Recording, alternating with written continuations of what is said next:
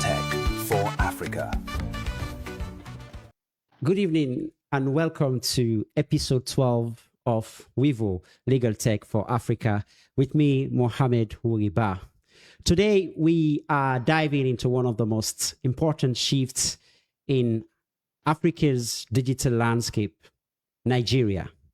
The move beyond the NDPR, which is the National Data Protection Regulation, into a brand new era of data protection under the Nigeria Data Protection Act. For years, the NDPR laid the groundwork, but it also left plenty of unanswered questions. Now with the NDPA, the Nigerian Data Protection Act, Nigeria isn't just catching up, it's positioning itself as a leader in Africa's privacy and digital rights journey. But here's the big question. What does this new law actually mean for individuals, businesses, and the future of innovation in Nigeria?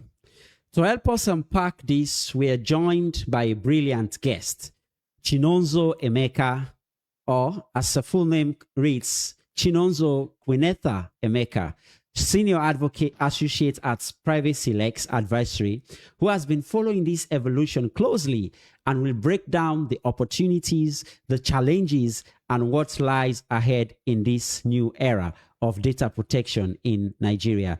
Chinonso, welcome. How far now? Hey, Mohammed. Good day. Welcome to Wivo Legal Tech for Africa.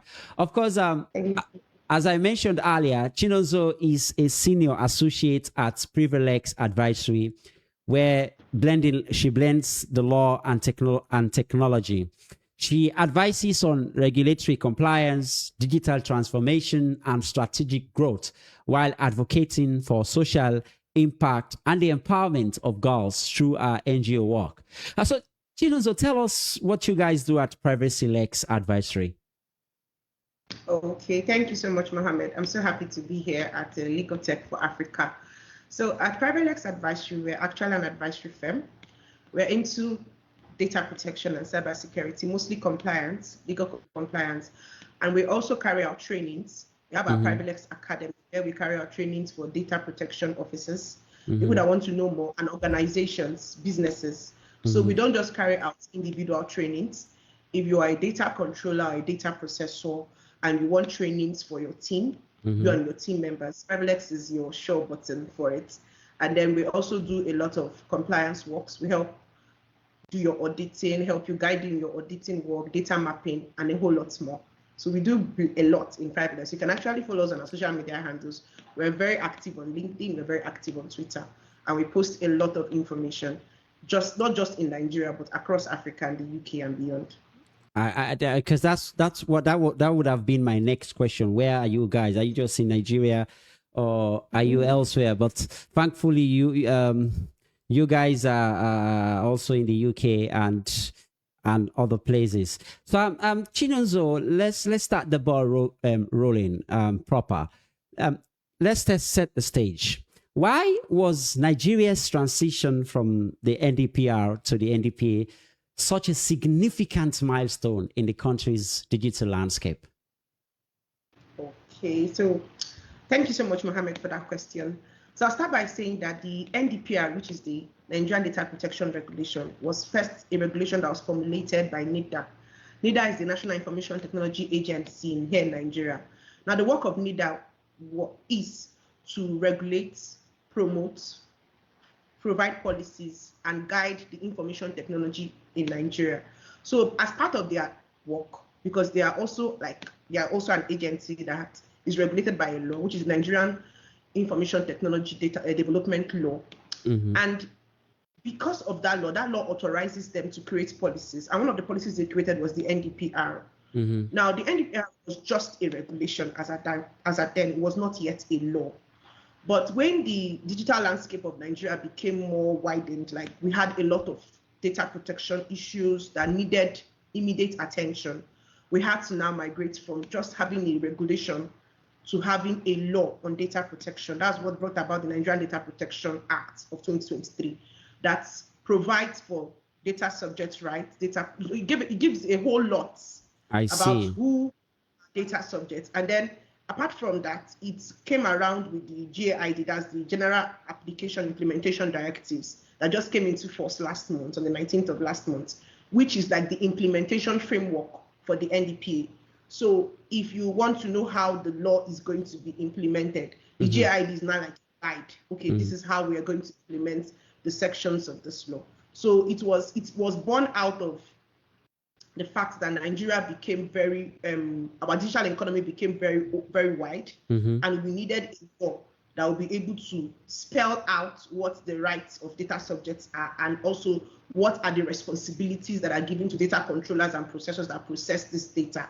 And then we also needed an agency, now we call it our commission, which is the NDPC, the Nigerian Data Protection Commission, to be able to guide and see how this law is going to be implemented in its entirety. So that was a heavy milestone for us, because it spoke a lot to our digital economy here in Nigeria. Perfect. I mean, I want to take you back to the NDPR. I'm looking at the NDPR. What problem was it really designed to solve at the time? I mean, from 2019, when it was inaugurated, to 2023, when we witnessed its demise. Okay, so when the NDPR was enacted, it was actually there to provide data controllers and data processors with their responsibilities on how to manage personal data. It was there to protect the personal data of individuals in Nigeria, as data subjects here in Nigeria.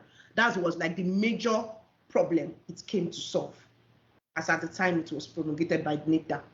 All right. So for the benefits of our viewers, I mean, you've mentioned the data controllers and data processors. For the benefits of our viewers, data controllers is actually referring to companies that control, of course, that accumulate and takes our data, control them and store them and processes them as well. And the data processor in this context refers to companies that are either employed by the controllers to process these data. So now, this is just for the benefit of the viewers. I mean, what do you think were its greatest achievement, and where did it fall short for us to have the NDPA? Okay, so the NDPR was there, like I said initially, to spell out the responsibilities of data controllers and processors, and then protect the data, protect the data of data subjects. But it had its limitation, because it was just a regulation. It was not a law. It was a guide for people that use this data. Now, in as much as it helped to give some groundbreaking for the NDPA, which is now the law, but it had its limitation in terms of the fact that you do not have a lot of noise about enforcement. It was more like a guide for protection. That's one thing that the NDPR came and it was able to, cover that aspect. But if you want to now put it side by side with the NDPA give a holistic solution per se, if I may use that word, for want of words. Yes, for want of words, I'll say the NDPA gives a holistic solution. So it spells out a lot of things. Now we know that we have data subjects. We know that data subjects have rights, which are spelled out in the NDPA. We have principles of data protection. They are spelled out in the NDPA. So what are these rights that the NDPA has introduced? Can you take us through some of them, and the data principles as well? Okay, so some of the rights that the NDPA provides, for example, as a data subject, you have a right to request for your data. If a data controller or data processor takes your data, you have a right to request. Then you have a right to withdraw your consent. If you're consented, you have a right to either give or withdraw your consent.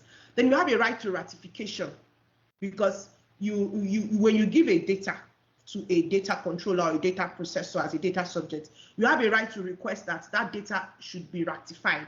In case there is any, how will I put it, there are any mistakes in your data that is being stored by data controller. As a data subject, you can walk up to the data and tell them, I want my data to be ratified. Then you also have a right to request that your data is forgotten. That's they delete it entirely from their system. So you can walk up to a data controller and say, please, I don't want you to store my data anymore. I have a right for my data to be forgotten. I have a right for my data to be rectified. I have a right to withdraw my consent. I also have a right to request for my data. I have a right to ask you to request for my data and say, please, I want my data. Or I was given this information, you have it with you. I want it. So these are some of the rights, not all, but some of them that the NDPA introduced. Then for the principles, we have fairness, we have lawfulness. Yeah. And we have the transparency. We have the principle of fairness, lawfulness, and transparency.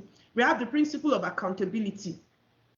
The NDPA principle of accountability in the data processor or controller, that you are accountable for the data that you process. You are accountable for the data that you control. Then we have the principle of duty of care. You owe the data subject a duty of care to inform them. You have to make sure that they are well informed that this is what your data is going to be used for. And you don't go beyond that, whatever has been stated and they have consented to.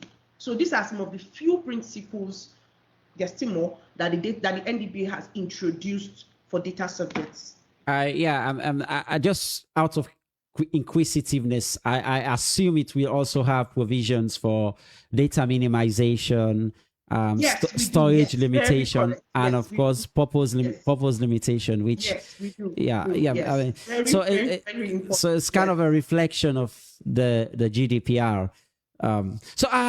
But anyway, we'll come to there to see how reflective it is with the GDPR or other regulations across the globe. But anyway, I want us now to talk about the transition. So how did we get from a regulation to a full act? What drove that legislative leap? Okay, I think one thing I would say is every law has its backing when there is a political will that encourages it. So when we had the new government in Nigeria, that's in 2023, when we had the president that came into power, Bola Ahmed Tinubu, I think he was very passionate about this particular law coming into force because we had a whole lot of people digging out people's information here and there, asking for their information. Just a quick one. Was there anyone in this government that's his data was dog? I'm not trying to get you into trouble. I mean, if you are willing to give us a background about what drove the leap. I would just say that I think the major reason was to be able to govern the kind of information that goes online. Mm-hmm. Because, okay, let me give an instance. I'll be very anonymous as possible. People who just you can be pseudonymized. Yes, I can. Yeah. So people who just wake up one morning and you see your information, maybe your date of birth or your school history flying all over the internet. And you'll be like, wow, how did they get their hands on this sensitive information? And then you find out that people will just use them and then they would, formulate fake news about you and put them online.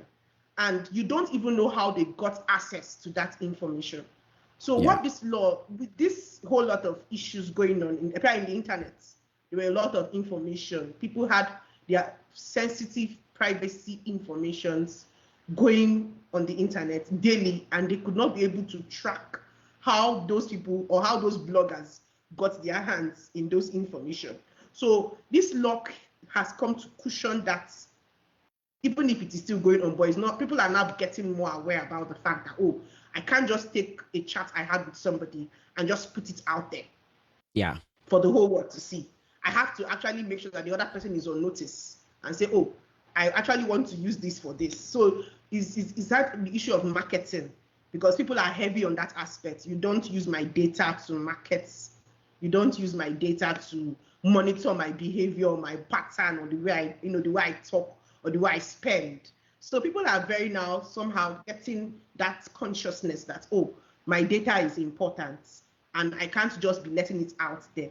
So if you get your hands on somebody's data that is not yours, or the person cannot be able to trace how you got it, then you are in for it because it's now a crime. It's a crime now in Nigeria. I see.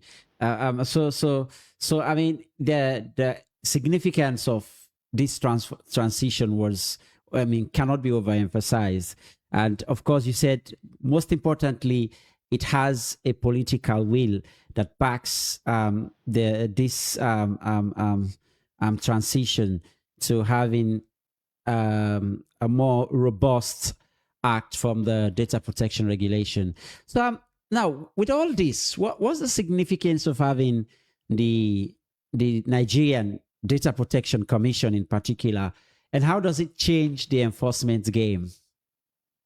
Okay, so I think first of all, I'll say we just trace it back to NITA. The NDPC was more of like a department, but like that of NDPA when they were just using NDPR. And then they migrated when the law came into force, that's the NDPA, and then became a commission. Now the commission is like an interface between the citizens, the data subjects, and the government, that's the controllers. So now, right now, we have a body, or let's say an agency, where you can go to. You can go on their website to check people that are licensed data controllers and processors. You can go there to check that are licensed data protection officers, because then when the NDPR was there, we didn't have anything like DPOs. But right now, with the commission coming into force, we have licensed DPOs. And then you have a commission where you can go and ask questions. You can go and lay complaints, because the law gives them the right to investigate. So for example, now I'm a data subject and I feel that my rights, any of my data subject rights have been breached, or my any infringement on my rights as a data subject in terms of my privacy. I have a place where I can now go to complain and say, please, my right has been breached and I need to be compensated, or I need you to carry out an investigation on it. So that's what the work of the NDPC does. They are now helping out in the enforcement. They help in creating awareness. And also they help in creating another avenue of creating job, because now we have data processors and controllers, and we also have DPOs. DPOs as in data protection officers. Yeah. Yes, data protection officers. So this are like another opportunity for creation of jobs for Nigerians. So now I can actually become a licensed DPO and I can be able to have a job, because it's not compulsory that everyone that controls or processes data must have a DPO in their system. So if I want to become a data protection officer in Nigeria, what's the requirement should I fulfill? Okay, so the NDPC has, the National Data Protection Commission has a partnership with the Information Management System, Security System, is a body that they partner with to take care of exams. And they help in, for example, if you want to apply to become a licensed DPO here in Nigeria, you apply to them first.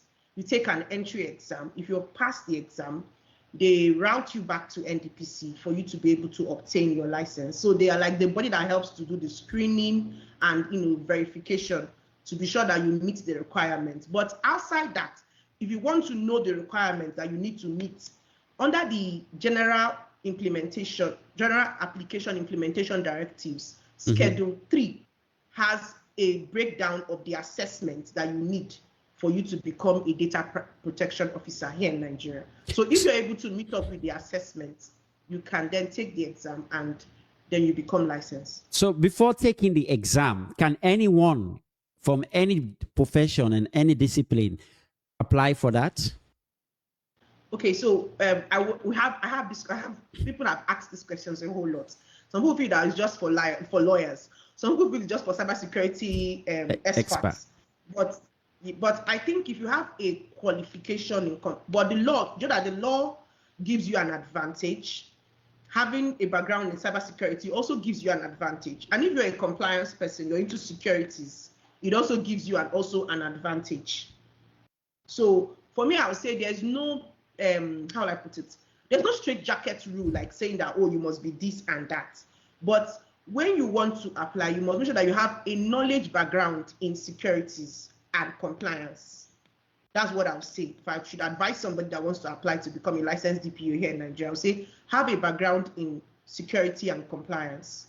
It gives you an edge when applying to become a licensed DPO here in Nigeria. Okay.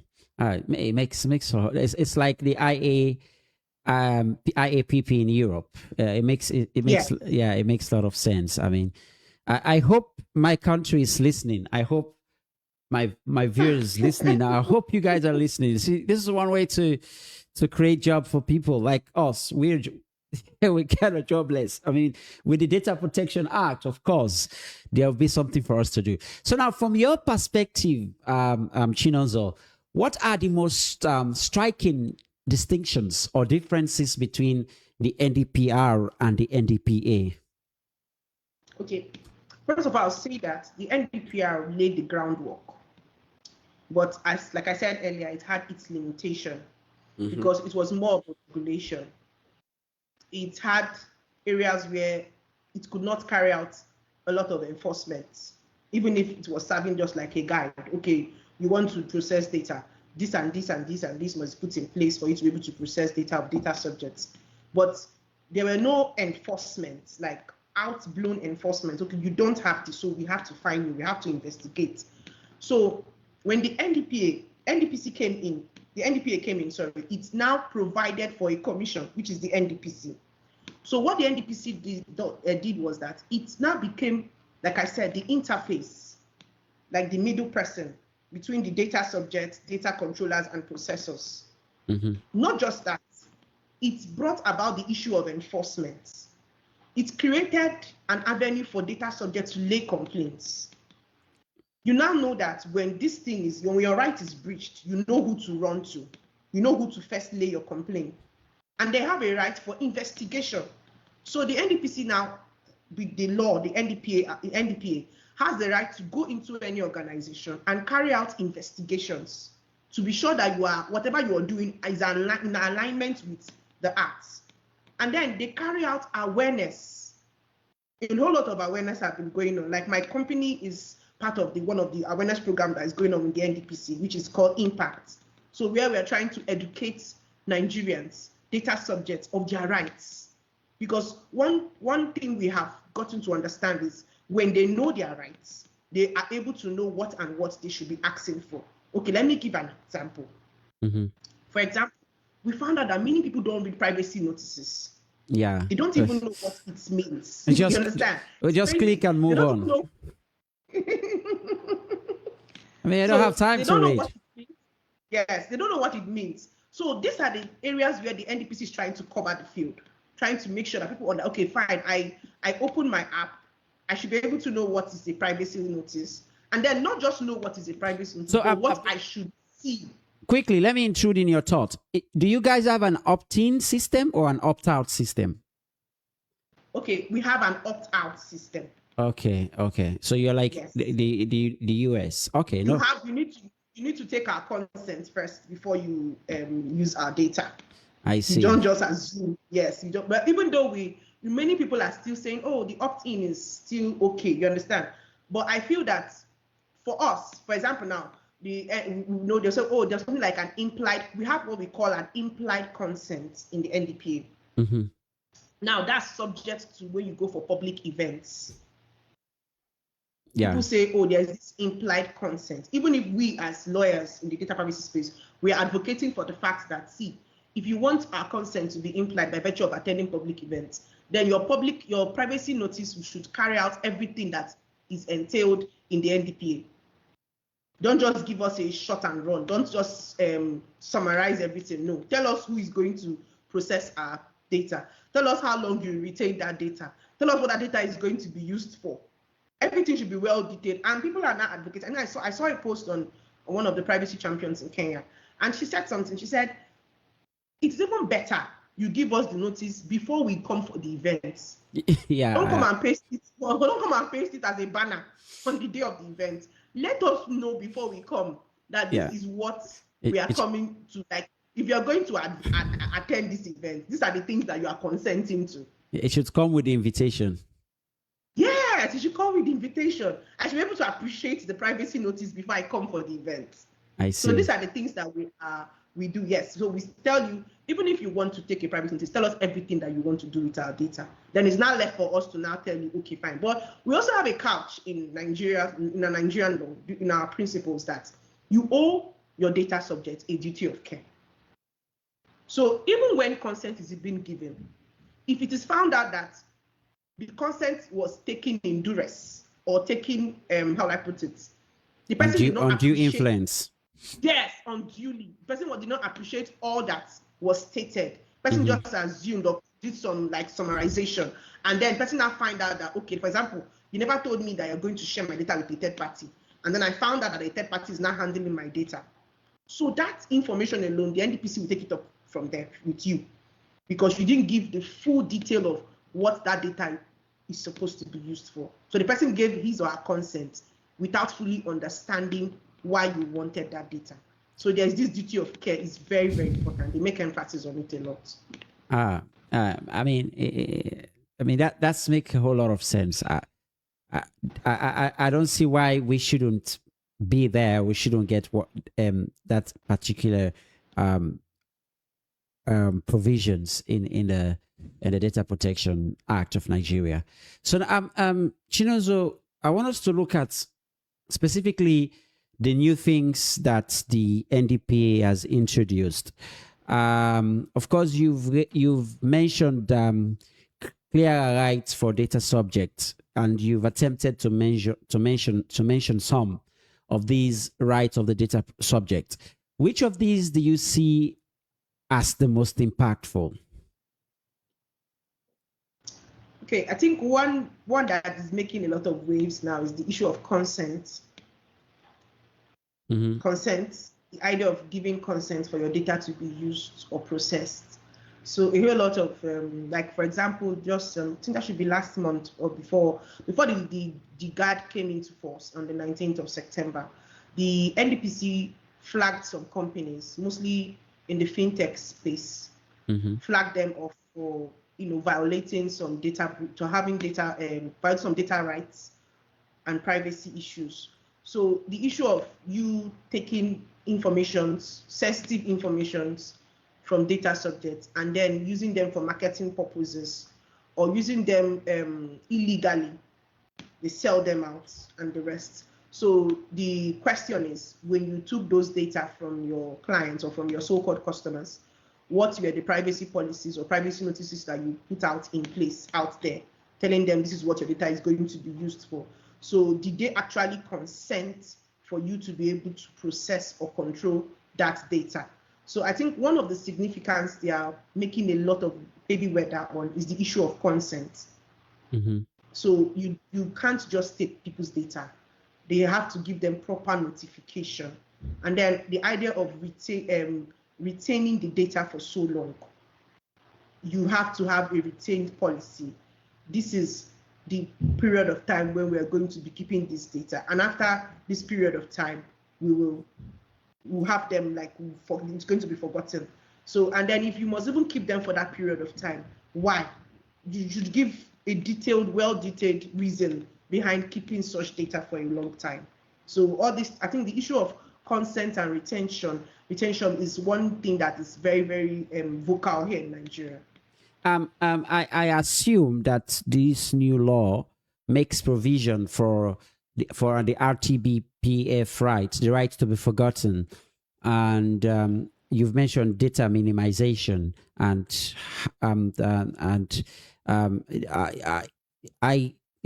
I'm fresh from school, so the fact of the Meta and Max Schrem is fresh in my mind. So I'm just thinking, if that's the case in Nigeria, and given the context of our society where, most of our people pride communal attributes or communal characteristics over individual rights and individualism, how would you, in your estimation, how would you resonate this with this new right to be forgotten? Africans, or as African, do we actually have that opportunity for us to be forgotten?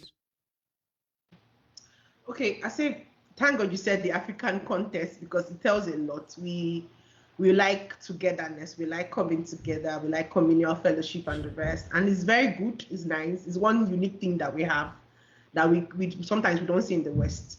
So the right to forgotten, I think, is something that can be actually achieved, because in the NDPA we have a section, trying to remember the particular section, where they said that archives, historic archives, like keeping historical archives, are not subject to this idea of right to be forgotten. So if, for example, it's for the sake of history, or for the sake of being able to trace a particular maybe legacy or stuff, then this issue of destroying it does not come to place, does not come out to play. But when it has to do with somebody's personal identity, like something that has to do with personal to me as an individual, I have a right to say, I want it to be forgotten, so far as it's not going to affect somebody else. But when it has to do with a collective, how do I put it? A collective data. When I mean a collective data, it affects me, it affects somebody else. If let me say, for example, now a school that has the data of students. Now, there's a rule about how those data should be kept and the reason behind them or why they should be kept. Now, in that idea, you cannot say you want to exercise the right to be forgotten. Yeah. Because you need to have it. The school needs to have your data to be sure that you actually went to that school, you passed through that school, and you graduated from that school. Now, that does not have to do with you personally, because you need their verification, or like I put it, to authenticate your certificates that you got from them. Now, in that way, now you cannot go and say, oh, this university, delete all my archive in your institution. No, you can't do that, because you still have to make reference to them time and again. But when it has to do with maybe, for example, I'm trying to make it as simple as possible. It has to do with maybe, for example, a chat I have with you, and then maybe we had a chat on something, and then just two of us. I have a right to tell you, oh, please delete the chat. You understand? Or don't share with a third party. That's where I can exercise my right to be forgotten. Thank you. Yeah. Thank you very much for that. So, what new obligations? I want us to focus now on the data processors and controllers.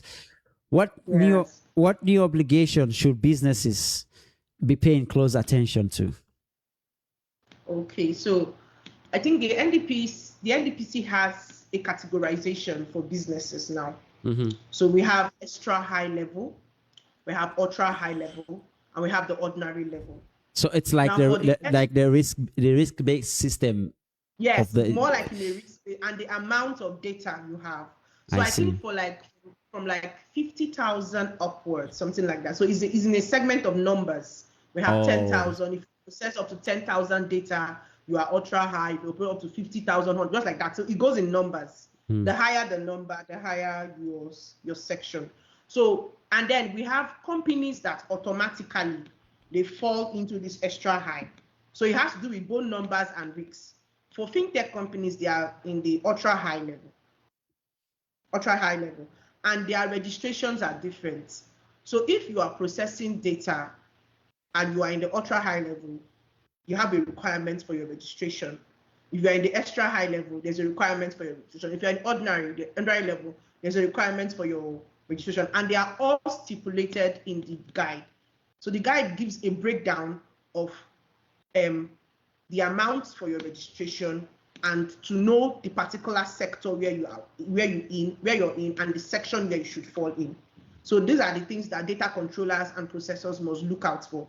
They must try to know whether are they under the extra high, are they ordinary high level, are they ordinary level. These are the three segments that the NDPC categorizes them. Then as a data controller and a data processor, you must carry out your DPIA, that's data privacy impact assessment. You must have your report of processing activities, your ROPA. Then you must carry out your audits, your annual audits with the NDPC. So a whole lot.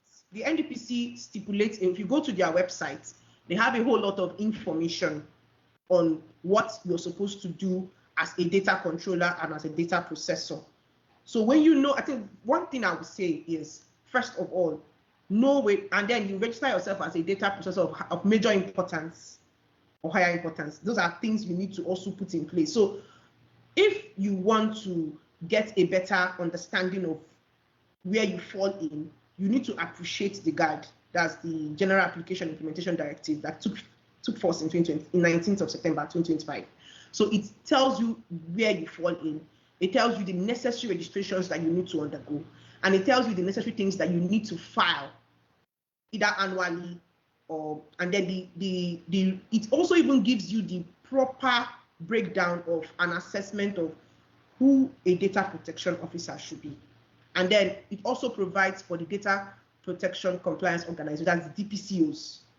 These DPCOs are like licensed from the NDPC to help regulate data processors and controllers, carry out trainings and the rest. So all these things are stipulated in the NDPA and the JID. So when you appreciate both the guide and the law, when you appreciate them and read them, because you read them together, they are like, how I put it, you leverage on both of them at once, because they're like, okay, the NDPA is like the law, and the JID breaks down and gives you more, that's how the implementation should be. So when you are able to appreciate both, you know exactly what it is, what your responsibility is as a data controller and a data processor, and what are the necessary things that you need to file, and what are the necessary things that you need to put in place so that you can be on good standing with the NDPC. I mean, this is a clear manifestation of what you guys are doing down there in Privalex. I mean, when it comes to the business of it, it's well thorough and well articulated. So we do not have time on our hands, so I would ask our viewers now if they have any question for our guest today. The comment section, of course, it's at your discretion. Use it as you want, but use it wisely. Ask questions, make observations, comment, whatever it is. Our guest is here to, of course, demystify the concept for us. Chinonso, let's keep the conversation going whilst we wait for the comments to come in. How much stronger are the Commission's enforcement powers compared to what we had before, in summary? Okay, so I think the major thing is they are not heavy on defining.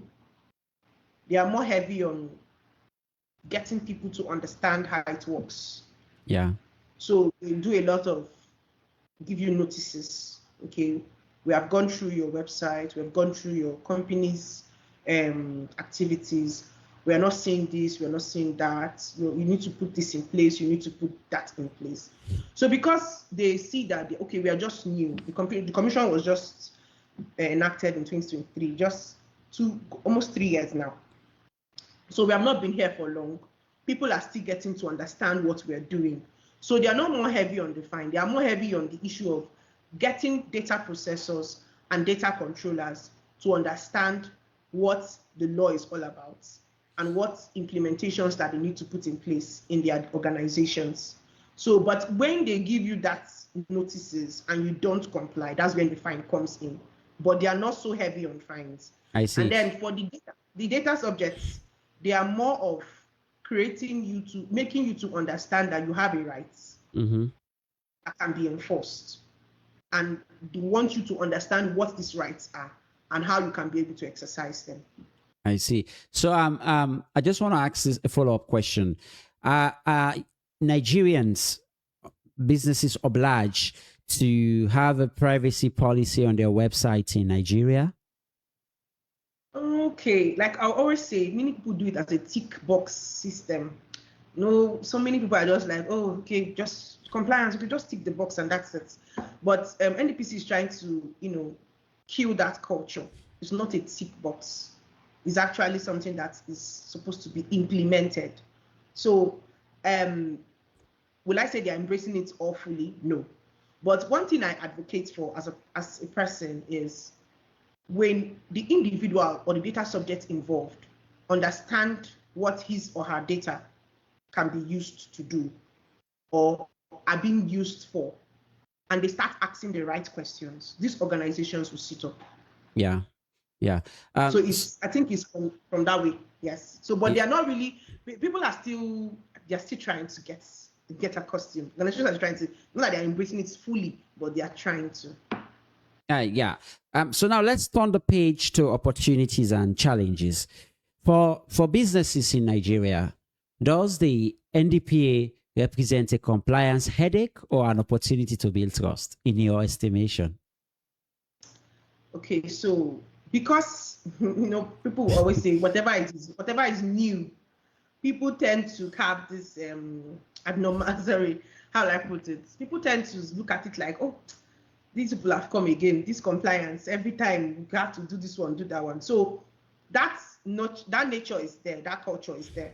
But looking at it from the global aspect, some companies that are most internationally based or are based both in Nigeria and outside Nigeria, they are actually embracing it, knowing fully well that these are compliance issues that you need to be able to navigate your way in the market, both in Nigeria and outside Nigeria. So organizations are actually tilting to it a little, but those of them that have the international presence are actually embracing it because they know that the need is to strive. I see. So in other words, in your estimation, you don't see it as a burden, but rather an opportunity. I think yes, it's not. It has, NDPC has created a lot of opportunities, both in terms of job opportunities, in terms of making sure that our data are secured, making a lot of milestone accomplishments in Nigerian digital economy. So it's not a burden. But what I say is, people that really do not really understand what is there to protect, they still see it as if you're restricting them or restraining them from doing what they have been doing before. But I think as time goes on, with a lot of awareness being created, a lot of talks that we're having now, companies, organizations, individuals come to understand better why this law is there and why they need to be able to utilize it. Yeah. So what do you think the biggest challenges will be for regulators and individuals in practice? Okay, I think the biggest challenge for regulators is tracking down these data processors and controllers, because for you to be able to do a lot of enforcement, a lot of funds need to go in place. Yeah. A lot of funds. You need push a lot of funds to be sure that you can do a lot of awareness. Awareness is funds. Enforcements are also funds, which is something that the NDPC is always talking about. Oh, we need a lot of funds to push this thing to the other side. But on my own, I'll say, when people that like data subjects start asking the right questions, it will cushion down this challenge for NDPC, for the regulator. It will cushion down the challenge. And then I think one other challenge for individuals is the fact that they don't really understand what this data privacy and protection is all about.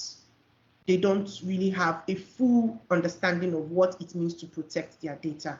So when individuals start appreciating what it takes, or what they tend to be vulnerable out there when they give out data without knowing that these things can actually be used against me, they don't appreciate what's the negative aspect of not protecting their data. So all these things are things that boils down to the challenges. So when individuals understand this, that challenge will be solved, and it will invariably reroute back to the data, to the regulators. Their challenges on the issue of enforcement and awareness will also cushion down. Yeah. So now let's look at Nigeria in the global context, or in the African context. Let's narrow it down to the African context. So how does Nigeria's new data protection regime compare to, let's say, Kenya's Data Protection Act, or South Africa's POPOYA, the Personal Personal Information and Protection Act, or the Ghana's framework? How do you compare them?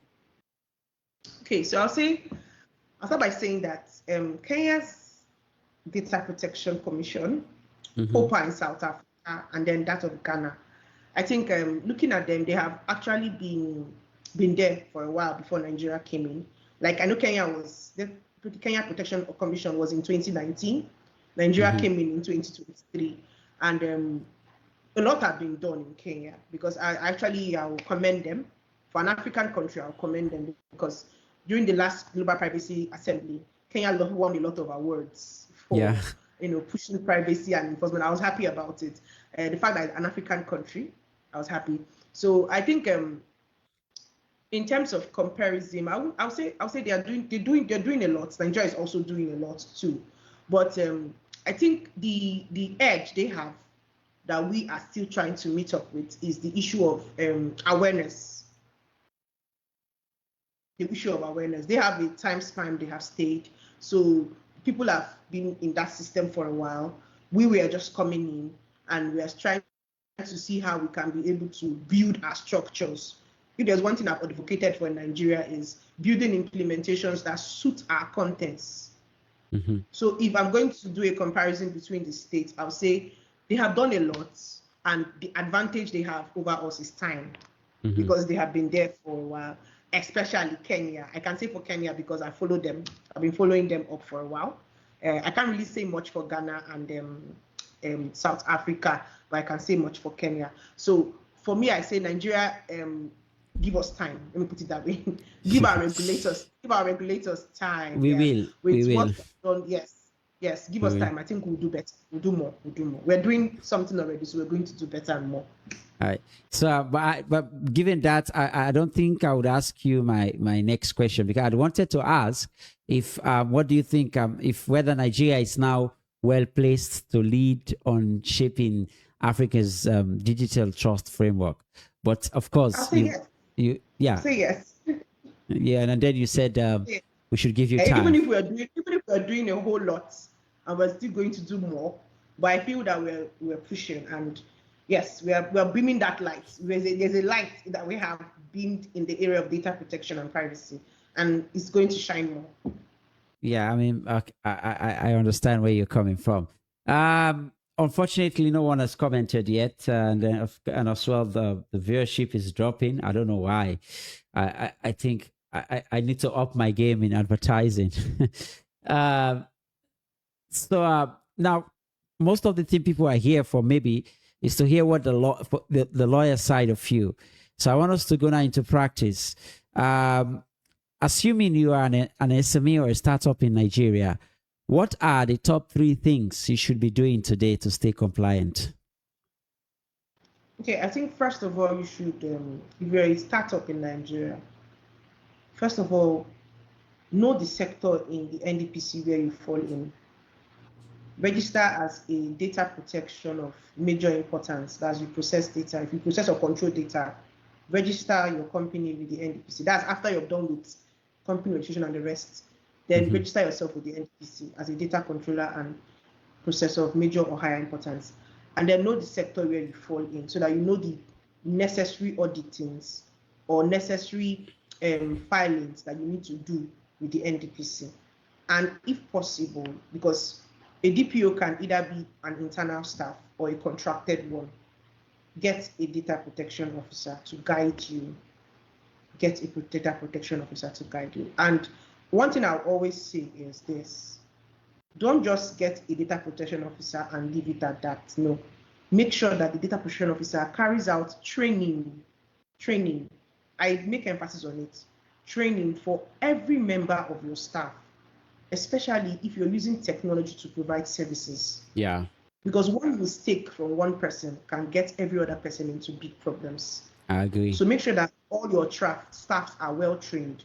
Even if you guys are just 2 or 3 or 1, get trained. And then, if possible, get your hands on the law and follow. If you're in Nigeria, I'll say follow the social media handles of the regulator. NDPC are very, very active in their social medias. They put a lot of information there. Go there and follow them so that you can be able to keep yourself updated with what is going on in that space here in Nigeria. Yeah. So how can legal tech tools help make compliance more manageable for organizations?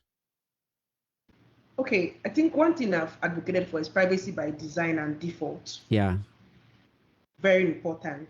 So if you want to use the legal tools, make sure that whether you're building an app, you're building anything you're building, trying to use tech to provide services, make sure that by design, from the very foundation of what you're building, you are incorporating privacy into it. Yeah.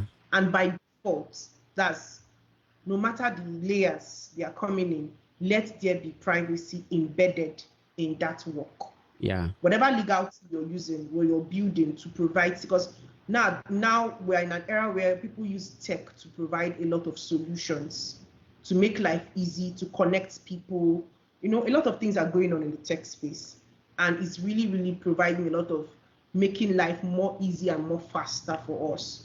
But at the same time, while we are trying to make life easy and faster, you should understand the fact that whatever it is you're building as a startup owner, as a founder, you're trying to be a software engineer. I talk to tech people a lot, and I tell them that, see, no matter what it is you're doing, the extent of trust people have for your tool or for your app or for whatever it is you're building, digital trust is essential. Just, I thought that it is a time, it's coming, it's very close, when people will not just want to use app because they like the services they provide. People will now want to use app based on the digital trust they have, or the trust they have for that app concerning their data. Yeah. So if I go to an app, the first thing the time will come when people go use an app, the first thing they are going after is, oh, what are they using my data for? Are they monitoring my behavior? Are they monitoring my spending? People now will not be. But as African, do you think we've reached to that point? I mean, not yet. Yeah. Not yet, because I wrote something on my LinkedIn page that was like last month, and I said, this thing that we like, freebies, you just go online and people will tell you, oh, use this application. You can use it for a particular period of time for free before you start paying for it. And I tell that there's nothing that is free in this world. No. If you're not paying with money, you're paying with your data. You're paying with your data for ad revenue. So I think in Africa we're still coming up.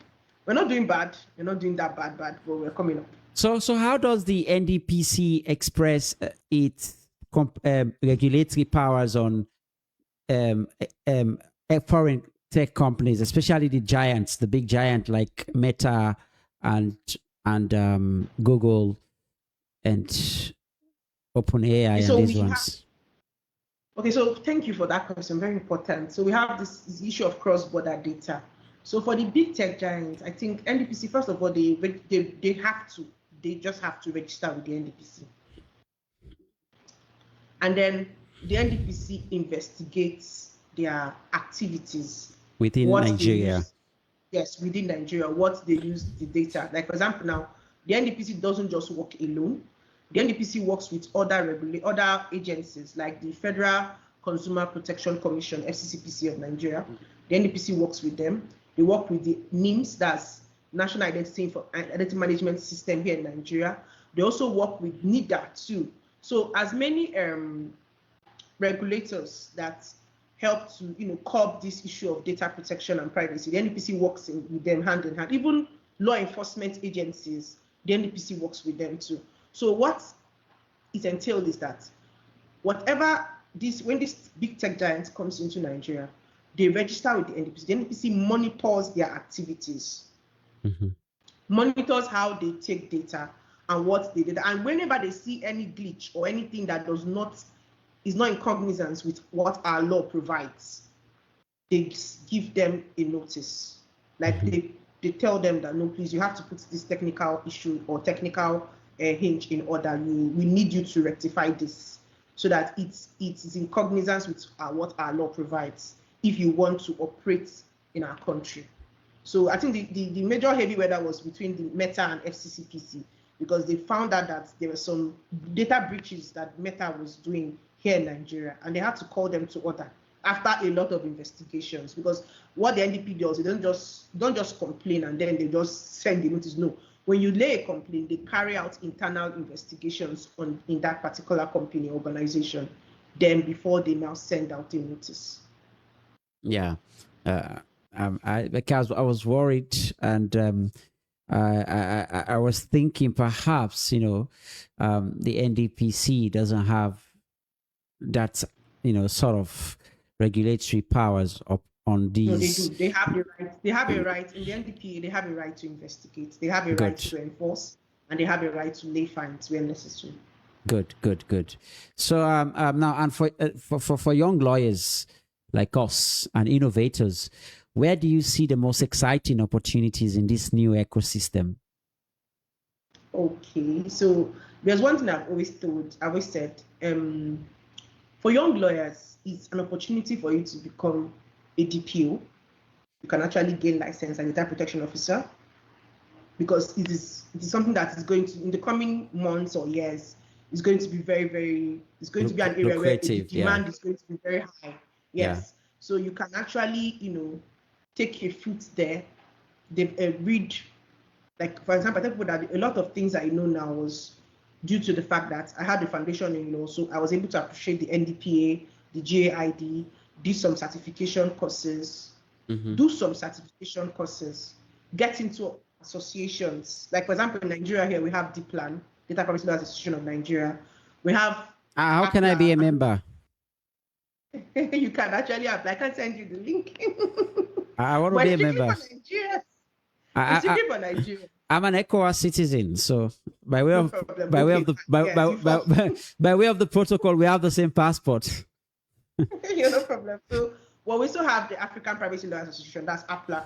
So these are organizations that we can belong to as lawyers, young lawyers, and take advantage of them to get more job opportunities. And as individuals, we can actually grow our space in, for example, if you have a background in securities, like I said earlier, or you have a background in compliance, you can actually develop your strengths in data privacy and data protection and see it as an opportunity. And then one thing I've always advocated for is the issue of becoming a privacy champion. Yeah. Talk about it. Create awareness about it. This is an opportunity that you can actually, apply, and then it can be useful to you in the long run. Chinonso, we're running out of time. So now, quickly, in few words, and if possible, in 1 minute, if we fast forward 5 years, what would success look like for Nigeria's data protection journey under the NDPA?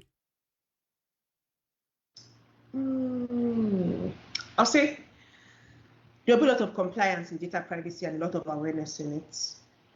And the system, the digital ecosystem in Nigeria would have gotten a lot of structures, would have built a lot of structures and a lot of policies and implementation around data privacy and data protection. With the way the NDPC is going now, there will be a lot of structures for data protection and data privacy here in Nigeria.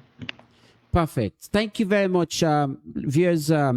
We had been in the company of Chinonso Emeka, who is a senior associate at Privalex. Am I calling it right? Privalex. Okay, a senior associate at Privalex in Lagos, Nigeria, right? Or in Abuja? You guys are in Lagos. Okay. Yes, Lagos. But you're currently in Lagos. No, currently in Abuja. Okay, in Abuja, Nigeria, the capital city of Nigeria.